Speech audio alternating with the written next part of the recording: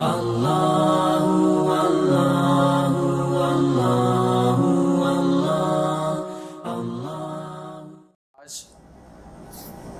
15 شعبان کی رات ہے، اور اس 15 شعبان کی رات کو ہم شب برات کے نام سے جانتے ہیں۔ اس رات کے اندر بہت ساری کمیاں ہیں، کوتاہیاں ہیں، غلط فہمیاں ہیں، اس کا ازالہ کرنا ضروری ہے، کیونکہ اس رات کے فضیلت کے اعتبار سے علماء کی مختلف آراء ہے، علماء کی مختلف رائے ہے۔ بعض علماء تو اس کو بولتے ہیں اس رات کے حوالے سے کہ یہ قرآن اور حدیث سے ہی ثابت نہیں ہے۔ تو جب قرآن اور حدیث سے ہی کوئی اس رات ثابت نہ ہو تو اس کے اندر فضیلت کیسی؟ اور بعض علماء یہ ہیں کہ اس رات کے جو اعمال ہوتے ہیں نا، اس سے انکار کر دیتے ہیں، وہ بولتے ہیں یہ بدعت اعمال ہیں۔ کیوں؟ کیونکہ اس رات کی فضیلت ہی ثابت نہیں، تو جو اس رات میں اعمال کیے جا رہے ہیں اس رات کی فضیلت کے زمرے میں آ کر، تو وہ سارے بدعت عمل ہیں۔ پہلے اس رات کی فضیلت تو ثابت کرو۔ لیکن اکثر علماء فرماتے ہیں کہ نہیں، اس رات کی فضیلت ہے، اس رات کی فضیلت ہے۔ بعض علماء قرآن سے ثابت کرنے کی کوشش کرتے ہیں، اور بعض علماء احادیث مبارکہ سے ثابت کرنے کی کوشش کرتے ہیں۔ لیکن ایک بات میں بتا دوں کہ جو علماء احادیث مبارکہ سے ثابت کرتے ہیں وہ 17 احادیث پیش کرتے ہیں۔ کتنی احادیث پیش کرتے ہیں؟ فرماتے ہیں 17 احادیث اس رات کی فضیلت کے اعتبار سے منقول ہے مختلف صحابہ کرام رضوان اللہ علیہ مجمعین کی ذاتوں سے۔ بعض علماء 10 صحابہ کرام رضوان اللہ علیہ مجمعین کی احادیث پیش کرتے ہیں، وہ بولتے ہیں 10 صحابہ کرام رضوان اللہ علیہ مجمعین سے اس رات کی فضیلت کے اعتبار سے احادیث منقول ہیں۔ اور اسی چیز کو لے کر محققین اور محدثین اور مفسرین حضرات فرماتے ہیں کہ جب کسی چیز کے بارے میں اس کی فضیلت کے اعتبار سے اتنی تواتر کے ساتھ احادیث آ رہی ہوں، چاہے اس کے اندر ضعف ہو، لیکن وہ ضعف حدیث حسن کا درجہ اختیار کر جاتا ہے، کیونکہ تواتر اتنا زیادہ آ رہا ہے، حسن کا درجہ اختیار کر جاتا ہے۔ اسی وجہ سے علماء حضرات فرماتے ہیں اس بات کے اعتبار سے کہ بھئی اس رات کی فضیلت تو بہرحال ہے، لیکن اگر کوئی شخص اس رات کی فضیلت سے انکار کرتا ہے تو وہ زیادتی کر رہا ہے۔ لیکن اس رات کی فضیلت بہرحال ہے۔ اس رات کی فضیلت کا انکار کرنا، اس رات کی فضیلت کو نہ ماننا، یہ کیا کرنا ہے؟ یہ زیادتی کرنا ہے۔ یہ رات تو اللہ تعالیٰ لاتے ہی اس لیے ہیں کہ یہ شعبان کا ایک ہوتا ہے نا، جیسے ہم کوئی مضمون لکھ رہے ہوتے ہیں، ہمیں بچپن میں سکھایا جاتا ہے کہ بھئی مضمون لکھو، صحیح ہے؟ اب ہم ٹائٹل ڈالتے ہیں قائد اعظم محمد علی جناح، اب انہی کی زندگی کے اعتبار سے ساری چیزیں چل رہی ہوتی ہیں۔ تو علماء حضرات فرماتے تھے کہ یہ رمضان کا ٹائٹل ہے 15 شعبان کی رات، اس میں مضمون جو چلے گا وہ سارا رمضان کا چلے گا۔ سمجھ گئے میری بات کو؟ اس میں مضمون جو چلے گا سارا رمضان کی فضیلت کے اعتبار سے چلے گا۔ اللہ تعالیٰ 15 شعبان کی رات کو لائے اس لیے ہیں کہ اللہ تعالیٰ ریہرسل کروانا چاہتے ہیں، پریکٹس کروانا چاہتے ہیں، رمضان کی تیاری کروانا چاہتے ہیں کہ بھئی تیاری کر لو۔ اس رات کے اندر حضرت مجدد علی ثانی رحمۃ اللہ علیہ فرمایا کرتے تھے 15 شعبان کی رات بجٹ تیار ہوتا ہے، ہوتا ہی نہیں ہوتا، بجٹ سے سمجھیں گے آپ لوگ بجٹ تیار ہوتا ہے، لیکن بجٹ تیار ہونا اور آپ کے ہاتھ میں آنے میں دونوں میں فرق ہے، نہیں فرق ہے بھائی۔ معاشرے کے اندر آ جانا ایک ہے، اسمبلی کے اندر بجٹ تیار ہونا، اور وہ بجٹ پاس ہو کر کہاں آ جانا؟ عوام الناس کے اندر آ جانا، ٹھیک ہے نا؟ ابھی اس رات کے اندر صرف بجٹ تیار ہوتا ہے کہ کتنے لوگوں کو مارنا ہے، کتنے لوگوں کو زندگیاں دینا ہے، کتنے لوگوں کو رزق کی فراوانی کرنی ہے، کتنے لوگوں کی رزق کی تنگی کرنی ہے، اور کتنے لوگوں کو بیمار کرنا ہے، کتنے لوگوں کو شفا دینی ہے، یہ ساری اس رات کے اندر ہوتے، بجٹ تیار ہو رہا ہوتا۔ تو یہ جو 15 شعبان سے اللہ تعالیٰ کی ذات موقع دیتے ہیں رمضان کی شب قدر تک کا، کیونکہ بجٹ تیار ہونے کے بعد جو اس بجٹ کے اوپر امپلیمنٹ ہوتا ہے، وہ امپلیمنٹ کب ہوتا ہے؟ شب قدر والی رات، فرشتوں کے ہاتھوں میں دے دیا جاتا ہے، چلو بھائی آپ لے کر گھوم جاؤ، سمجھ گئے؟ اب لوگوں تک جو 15 شعبان کو تیار ہوا تھا ان کے سارے معاملات لے کر پھر جاؤ اور وہ کرنا شروع کر دو جو 15 شعبان کو تیار ہوا تھا. تو علماء حضرات فرماتے ہیں کہ اللہ تعالیٰ کی ذات نے 15 شعبان سے یہ شب قدر تک اتنا ٹائم کیوں رکھا امپلیمنٹ کرنے میں؟ تو علماء حضرات اس کی توجہ بیان کرتے ہیں، فرماتے ہیں کہ اس لیے رکھا کہ 15 شعبان سے لے کر بندہ اللہ کی ذات کی بارگاہ میں اتنا گڑ گڑائے، اتنا روئے کہ اگر اس کی تقدیر کے اندر کچھ غلط معاملات سو لکھ دیا ہے، صحیح ہے نا، تو اللہ تعالیٰ کی ذات سے اللہ تعالیٰ کی رحمت ہے کہ اللہ تعالیٰ نے ٹائم اس لیے دیا کہ چینج کروا لے مجھ سے، کیا مانگ مانگ لے مجھ سے، یہ اس لیے ٹائم دیا. تو بھائی میں اور آپ اس ٹائم کی قدر کریں. آج کی رات بجٹ تو تیار ہونا ہے، ٹھیک ہے نا. بہرحال اس رات کی فضیلت علماء حضرات سے ثابت ہے اور اکثر علماء حضرات سے ثابت ہے. اس کا انکار کرنا کسی طریقے سے درست نہیں ہے. یہ ایک چیز ہو گئی. ہاں اب اس رات کے اعتبار سے اعمال کے اوپر آ جائیں، ٹھیک ہے نا. ایک اعمال جو اس رات کا رکن سمجھا جاتا ہے، سب سے بڑا رکن اعظم، جیسے حج کا بھی ایک رکن اعظم ہوتا ہے نا، عرفہ کے میدان کے اندر ٹھہرنا، اس رات کا بھی رکن اعظم نعوذ باللہ من ذالک ایک سمجھا جاتا ہے کہ اس رات کے اندر آپ نے قبرستان میں نہیں گئے تو اس کا رکن اعظم مس کر دیا. آپ نے شب برات ہی نہیں منائی. سمجھ گئے میری بات کو؟ تو پہلے تو اس حدیث کی صحت کے اوپر بات کریں گے ہم لوگ. اس حدیث کی صحت کتنی ہے اس پر بات کر لیں گے. کیا حضور اکرم صلی اللہ علیہ وسلم سے ایک دفعہ بھی قبرستان جانا ثابت ہے؟ تو اس حدیث کے اعتبار سے اگر بات کریں گے ہاں بھائی ثابت ہے اس رات کے اندر، تو اس حدیث کے اندر تو کلام اتنا ہے. یہ مفسرین حضرات کی، محدثین حضرات کی اصطلاحات ہوتی ہیں، ٹھیک ہے نا، کلام کی مطلب اس میں بات اتنی ہے کہ اس کو ثابت کرنا ہی مشکل ہو جائے گا. یہ مشکوک چیز ہے، یہ حدیث ہی مشکوک ہے کہ یہ حدیث بھی ہے یا نہیں ہے. اما عائشہ صدیقہ رضی اللہ تعالیٰ عنہ حضور اکرم صلی اللہ علیہ وسلم کے پیچھے گئی بھی تھی یا نہیں گئی تھی؟ حدیث میں ہے نا یہ سارا کچھ. وہ دیکھا تو جنت البقیع قبرستان کے اندر تھے، تو کیا ایسا ہوا تھا نہیں ہوا تھا؟ تو پہلے تو اس حدیث کو ثابت کرو. جب حدیث ہی ثابت نہیں ہے، جب حدیث ہی مشکوک ہے، تو حضور صلی اللہ علیہ وسلم کا قبرستان جانا کیسے ثابت کر رہے ہو؟ ایک مشکوک حدیث سے قبرستان جانا سنت عمل ثابت ہو سکتا ہے؟ قبرستان جانے کے عمل کو سنت ثابت کیا جا سکتا ہے ایک مشکوک حدیث سے، ایک ضعیف حدیث سے؟ اگر ایک ضعیف حدیث ہے تو سنت عمل تو اس اعتبار سے ثابت کیا جاتا ہے. نقطے کی بات بتا رہا ہوں. وہ نقطہ کیا ہے کہ اس طریقے کی حدیث کوئی مستند پہلے سے اس کے مقابلے پر، اس کے معاملے کے اوپر پہلے سے موجود بھی ہو، اس جیسے معاملے کے اوپر، لیکن کہیں پر بھی نہیں ملتی.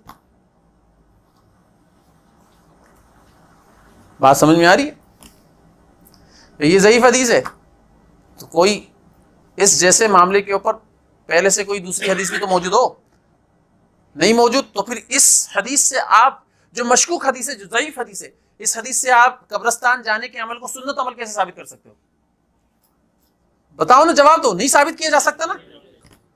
تو اس حدیث سے سنت عمل ثابت نہیں کیا جاتا. اب کوئی بندہ اس عمل کو سنت سمجھ کر رہا ہے اور سنت سمجھ کر جا رہا ہے اور یہ بول رہا ہے کہ بھائی یہ عمل جو ہے نا حضور اکرم صلی اللہ علیہ وسلم کی ذات نے بھی کیا تھا اور سنت عمل ہے، اس وجہ سے ہم لوگ کر رہے ہیں. تو پھر مجھے اس کا جواب یہ بھی دو کہ حضور صلی اللہ علیہ وسلم نے صرف زندگی کے اندر ایک رات کے اندر کیا تھا، وہ بھی ضعیف حدیث کے اعتبار سے ایک رات کے اندر کیا تھا، کہ ہر سال آنے کے والی رات کے اندر کرتے تھے؟ تو جواب یہ ہوگا کہ حضور اکرم صلی اللہ علیہ وسلم نے زندگی میں ایک دفعہ کیا تھا. ارے تو ہمارے علماء حضرات فرماتے تھے، حضرت فرمایا کرتے تھے، جس درجے کا عمل حضور صلی اللہ علیہ وسلم کی ذات سے جتنا ثابت ہو اتنا کر لو نا بھائی. وہ زندگی میں ایک دفعہ گئے تھے، آپ بھی ایک دفعہ چلے جاؤ اس رات کے اندر، اگر اس ضعیف حدیث کے اوپر ہم نے عمل ہی کرنا ہے تو. ٹھیک ہے نا. اگر وہ ایک دفعہ گئے تو آپ کو ان سے زیادہ عمل کرنے کی ضرورت کیا، ان سے زیادہ پڑھنے کی ضرورت کیا؟ آگے حضور کریم نبی کریم صلی اللہ علیہ وسلم کی ذات کے اعمال سے آگے بڑھو گے، ان سے زیادہ عمل کرنے والے ہو آپ. تو بھائی ایک دفعہ کر لو، آپ جتنا پیارے نبی کریم صلی اللہ علیہ وسلم نے کیا ہے اتنا کر لو. اور پھر دوسری بات یہ کہ حضور صلی اللہ علیہ وسلم اور اللہ تعالیٰ کی ذات نے تو یہ قبرستان کو عبرت کی جگہ بتایا تھا. اس رات کے اندر دیکھنے آپ کو عبرت نظر آتی ہے. قبرستان جانا عبرت نظر آتا ہے. وہ کلفی والا بیٹھا ہوا ہوتا ہے, وہ گولے گنڈیا والا بیٹھا ہوا ہوتا ہے, وہ پھول والا بیٹھا ہوا ہوتا ہے, وہ چھولے والا بیٹھا ہوا ہوتا ہے, وہ گول گپے والا بیٹھا ہوا ہوتا ہے, وہ پان والا بھی بیٹھا ہوا ہوتا ہے, وہ ساری چیزیں لے کر بیٹھا ہوتا ہے. یہ کیا ہو رہا ہے؟ وہ بیکار بیکار کی باتیں ہو رہی ہیں, وہ لائٹیں لگی ہوئی ہوتی ہیں, میلہ ٹھیلا کیا جا رہا ہوتا ہے. تو قبرستان تو عبرت کی جگہ تھی, اس کو بھی تم نے میلہ کی جگہ بنا دیا. قبرستان جا کر تو عبرت حاصل ہوتی تھی کہ ہماری جگہ یہ ہے, ہمیں یہاں آنا ہے, ہمیں یہاں دفن ہونا ہے, اب پتہ نہیں ہمارا انجام کیا ہوگا. یہ سوچنے کے بجائے ہم کچھ اور سوچ رہے ہوتے. یہ تھی نا عبرت کی جگہ, اس کو کچھ اور بنا دیا گیا. تو بھائی جس درجے کا عمل جتنا حضور اکرم صلی اللہ علیہ وسلم سے ثابت ہے, حالانکہ یہ ضعیف حدیث ہے, مشکوک حدیث ہے, ٹھیک ہے نا, اس پر کلام بہت ہے محدثین حضرات کا, تو جس درجے سے ثابت ہے اتنا کر لو اگر کرنے کا شوق ہی زیادہ ہے تو. باقی کرنا بہتر عمل نہیں ہے. پھر دوسرا رکن اس رات کا حلوہ بنانا. وہ بولتے ہیں اگر آپ نے حلوہ نہیں بنایا تو بھائی آپ نے شب برات ہی نہیں بنائی. صحیح ہے نا؟ ایسا لگتا ہے نعوذ باللہ من ذالک کہ حلوہ نہیں بنایا تو دم دینا واجب ہو جائے گا آپ کے اوپر. ٹھیک ہے نا, کہ آپ کو دم دینا ہے. بھائی کیا ہو گیا بھائی؟ صحیح بتا رہا ہوں میں, بہت سارے لوگ تو لڑ پڑتے ہیں, ٹھیک ہے نا. تو لہٰذا یہ حلوہ پکانا بھی کسی اعتبار سے ثابت نہیں ہے. اگر کوئی حلوہ پکاتا ہے, حلوہ بنانے کے اندر لگتا ہے, تو یہ بدعت عمل ہے, بدعت عمل. پھر تیسرا کیا ہے اس رات کے اندر؟ تیسری چیز کیا ہوتی ہے کہ آ جاؤ بھائی, سب کو دعوت دی جاتی ہے, بھائی مسجدوں کے اندر آ جاؤ, مسجدوں میں سجا دو سب.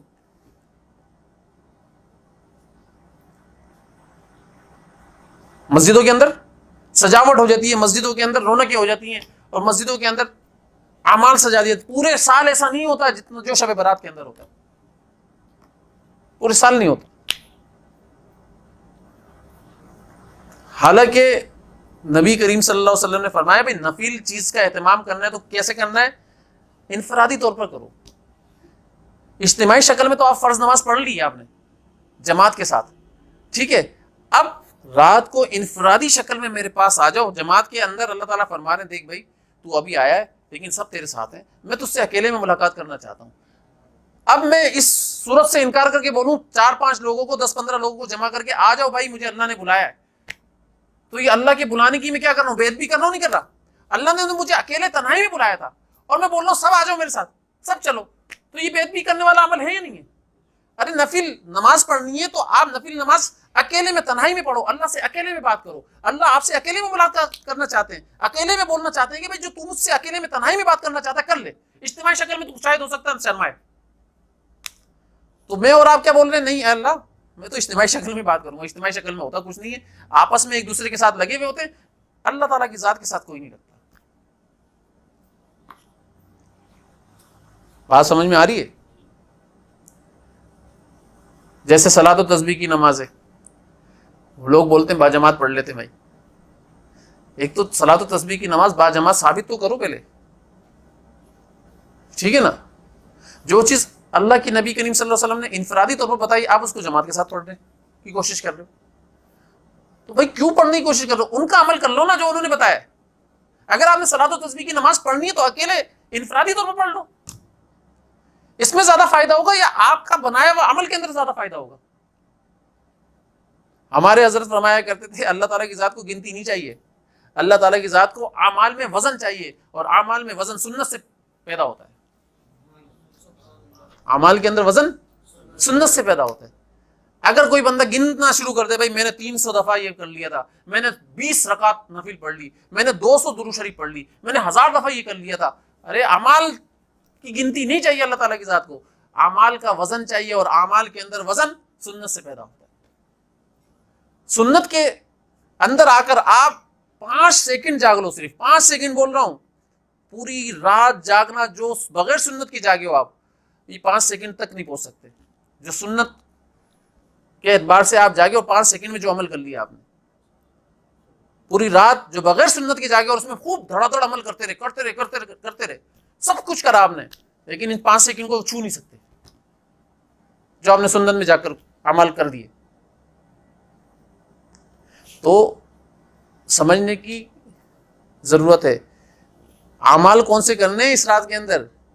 حدیث کے اندر آتا ہے حضور صلی اللہ علیہ وسلم نے فرمایا, کیا فرمایا, کہ 5 لوگ ہیں جو اس رات میں مغفرت نہیں ہوتی, اس رات میں معاف نہیں ہوتے. تو اس کا مطلب ہے حضور صلی اللہ علیہ وسلم اس حدیث کے اندر ہمیں عمل کرنے والا عمل بتا رہے ہیں کہ بھائی یہ 5 عمل کر لو تاکہ مغفرت ہو جائے تمہاری. تو اگر کسی کی زندگی میں کوئی شرک ہے, اللہ کا غیر بیٹھا ہوا ہے, اللہ کے غیر سے ہونے کا یقین بیٹھا ہوا ہے, تو اس شرک خفی کو نکال کر باہر پھینک دو.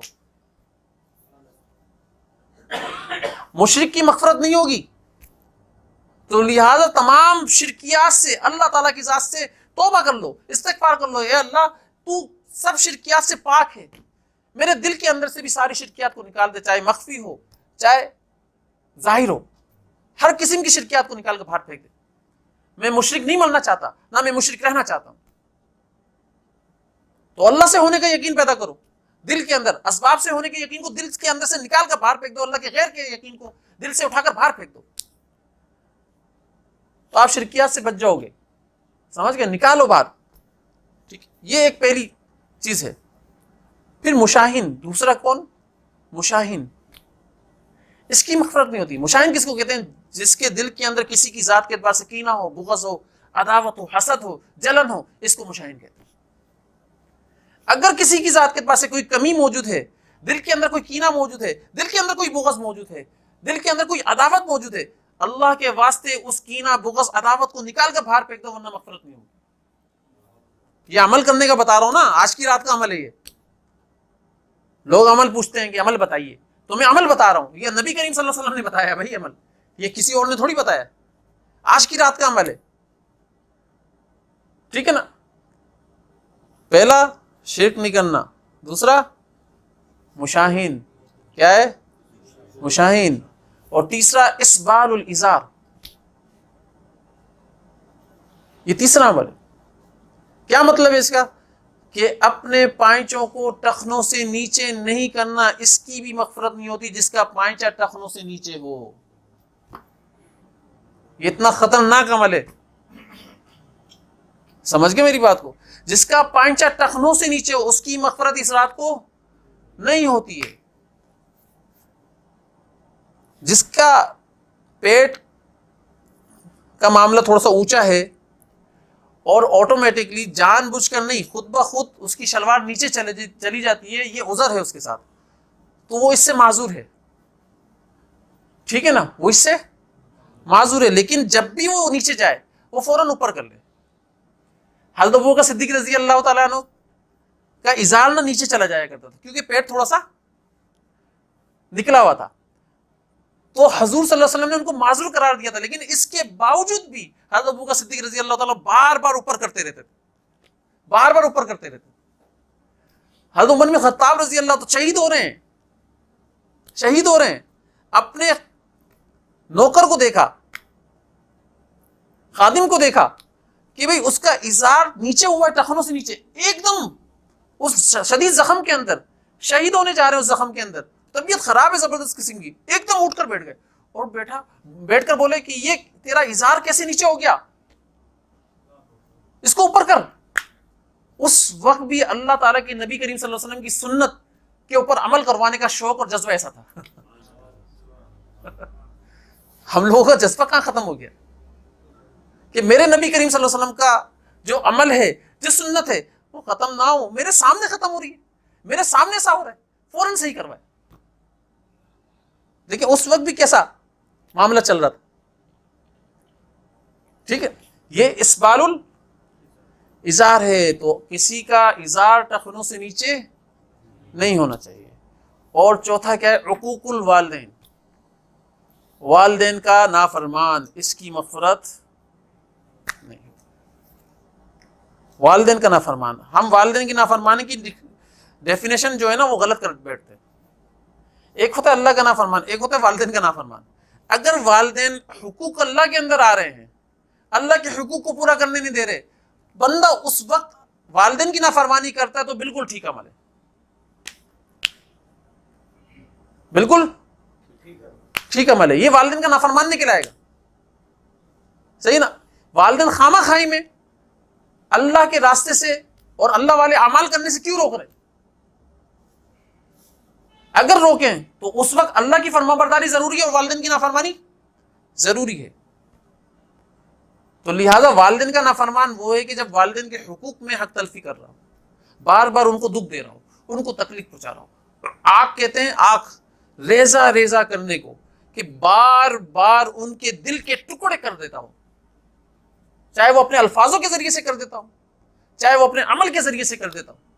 اس کو کہتے ہیں حقوق الوالدین.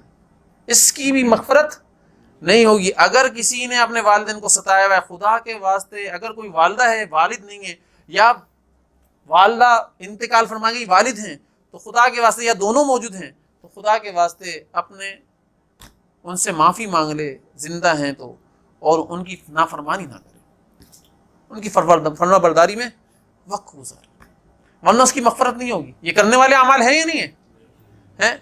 اور پانچواں شخص جو شراب پینے کا عادی ہو، اس کی اس رات کے اندر مغفرت نہیں ہوتی. جو شراب پینے کا عادی ہو، اس کی اس رات کے اندر مغفرت نہیں ہوتی. اگر کوئی کسی قسم کا بھی نشہ کرتا ہے، یہ شراب نشے سے تعبیر ہے نا، اگر کوئی کسی قسم کا بھی نشہ کرتا ہے، شراب ہے یا کوئی بھی قسم کا نشہ ہے، تو وہ فوراً نشہ چھوڑ دے، فوراً نشہ چھوڑ دے. اگر اس نے نہیں چھوڑا تو اس کی مغفرت اس رات کے اندر نہیں ہوتی. یہ کرنے کے اعمال بتائے جا رہے نا. کوئی اگر لڑکی کی محبت کا نشہ کرتا ہے دل کے اندر، تو خدا کے واسطے چھوڑ دے. کوئی لڑکے کی محبت کا نشہ کرتا ہے دل کے اندر، خدا کے واسطے چھوڑ دے. اللہ کے لیے چھوڑ دے بھائی، اللہ کے لیے چھوڑ دے. کوئی کسی اور قسم کا گناہ کا نشہ کر رہا ہے، تو وہ سارے گناہ کو چھوڑ دے، اللہ کے لیے چھوڑ دے. اگر اس نے نہیں چھوڑا آج کی رات میں، تو اس کی مغفرت نہیں ہوگی. تو آج کی رات میں حضور صلی اللہ علیہ وسلم نے کرنے کا عمل بتایا، گناہ چھوڑ دو بھائی، گناہ چھوڑ دو. تو اب اپنی زندگی کے اندر گناہ دیکھ لیں کتنا ہے.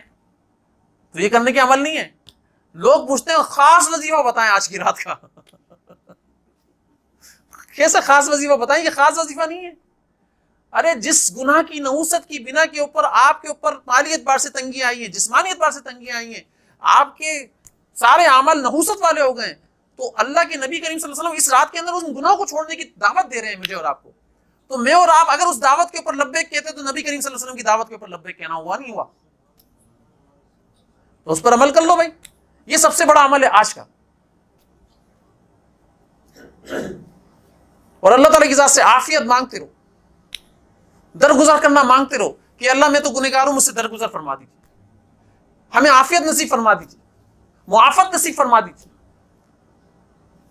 تو یہ اللہ تعالیٰ کی ذات سے مانگتے رہو. حضور اکرم صلی اللہ علیہ وسلم سوال کیا کرتے تھے، مانگا کرتے تھے سجدے میں جا کر. تو لہٰذا یہ ساری چیزیں آج کی رات کے کرنے کے اعمال. اللہ